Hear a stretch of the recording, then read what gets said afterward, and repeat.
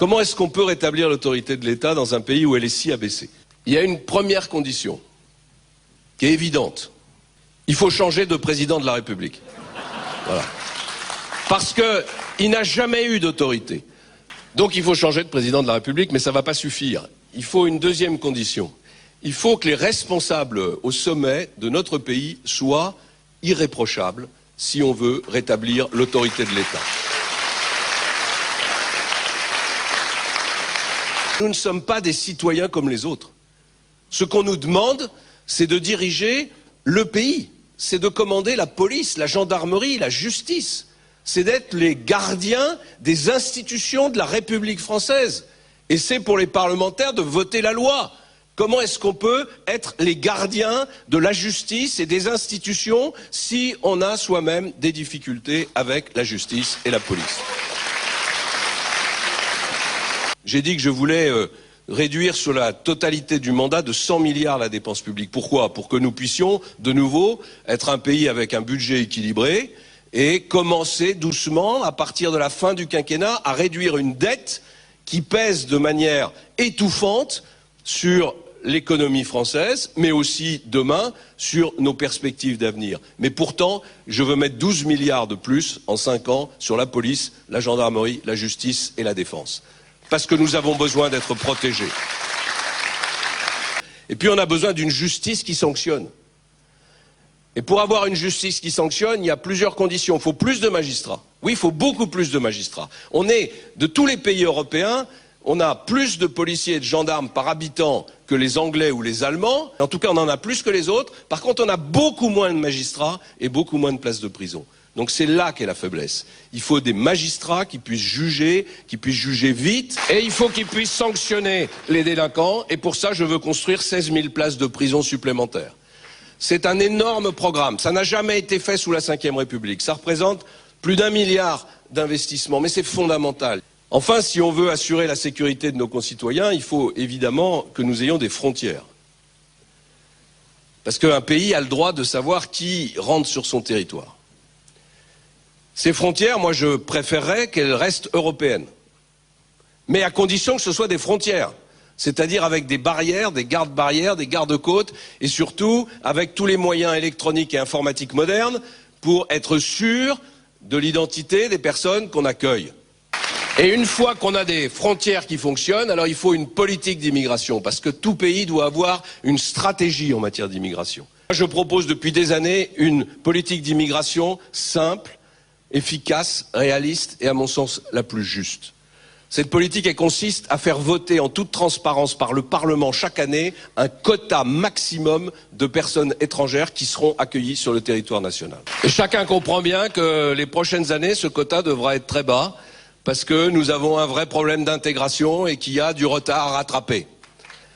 Enfin, pour assurer la sécurité de notre pays, la cohésion de la nation, il faut évidemment protéger les Français contre les risques extérieurs, contre les menaces extérieures. Nous sommes aujourd'hui sous le coup d'une menace qui est une menace grave, que je suis le seul à qualifier non pas de menace terroriste. La menace qui nous frappe aujourd'hui, c'est une menace qui est beaucoup plus grave que ça. C'est une menace que j'appelle la menace totalitaire islamique. C'est-à-dire, c'est une menace qui correspond au totalitarisme qu'on a connu au XXe siècle. C'est comparable avec le nazisme. Pour lutter contre les totalitaires islamiques, il faut aussi assurer la sécurité par rapport aux attaques sur notre territoire. Vous avez vu qu'à chaque attentat, il y a un immense débat polémique. Moi, je propose qu'on applique simplement les lois de la République. Pas qu'on aille en inventer d'autres. Les lois de la République permettent aujourd'hui de retirer la nationalité française à tout Français qui est parti combattre contre nous en Syrie ou en Irak. La deuxième chose que je demande depuis des mois et des mois, sans que personne ne le reprenne, c'est qu'on applique le code pénal. Dans le code pénal français, il y a une disposition qui prévoit qu'on peut arrêter, mettre en prison, juger et condamner à des peines jusqu'à 30 ans toute personne qui entretient des relations avec un ennemi de notre territoire. On peut les arrêter, on peut faire une enquête sur eux, ils sont en détention préventive et ensuite on les juge et on les met en prison. Et enfin, je veux que comme on l'a fait dans le passé pour les banques, qui ont l'obligation de signaler tous les comptes suspects aux autorités, les Google et les autres grands géants de l'Internet aient l'obligation de signaler aux autorités les comptes suspects sur leur réseau.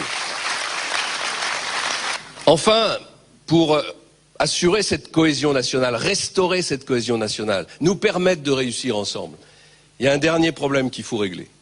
Et c'est le plus difficile parce que c'est un problème culturel, c'est un problème de civilisation, c'est un problème de long terme. C'est la question de la place de l'islam dans la République française. Je veux parler de la place de l'islam dans la République française parce que je ne veux plus faire comme tous les autres hommes politiques, et comme moi-même je l'ai fait pendant longtemps, je ne veux plus parler de communautarisme. Mais en réalité, il n'y a pas décommunautarisme. Il n'y a pas de communautarisme catholique qui menace la République française. Il y a juste un problème, c'est le problème de la montée de l'intégrisme au sein de la communauté musulmane, et c'est ce problème-là qui doit être réglé. Et en disant aujourd'hui qu'on exige des musulmans qui respectent les lois de la République, on ne les stigmatise pas, on leur demande simplement de faire la même chose que ce qu'on a demandé aux autres religions depuis des siècles dans notre pays.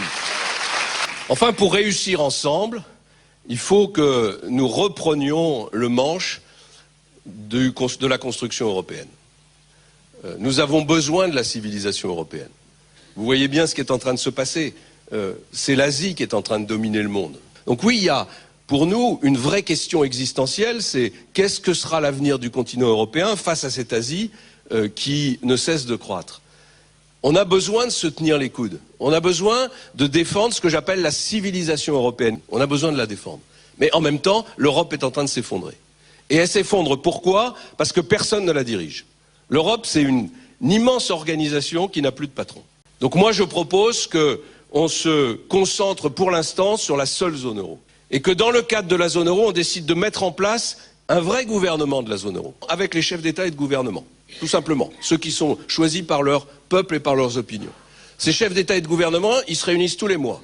Ils ont un secrétariat général pour échapper au contrôle de la Commission et ils fixent un agenda d'harmonisation fiscale des pays de la zone euro. En 5 ans, on harmonise la fiscalité des entreprises. Et en 10 ans, on harmonise la fiscalité des ménages. Qu'est-ce que ça nous permettra de faire? Ça nous permettra d'avoir une monnaie européenne qui deviendra une monnaie internationale, qui deviendra une monnaie qui nous permettra de nous débarrasser de la tutelle du dollar. Parce qu'aujourd'hui, peut-être beaucoup d'entre vous ne le savaient pas, mais le fait que les entreprises européennes, comme toutes les entreprises mondiales, soient obligées d'utiliser le dollar pour leurs échanges internationaux, les expose à respecter la législation intérieure des États-Unis. Et c'est comme ça que vous voyez des juges américains qui déboulent dans des entreprises européennes et qui les condamnent à des amendes astronomiques, 9 milliards pour la BNP, sans parler de toutes ces entreprises européennes qui sont en permanence sous monitoring de la justice américaine ou de l'administration américaine. Mais où est notre souveraineté ?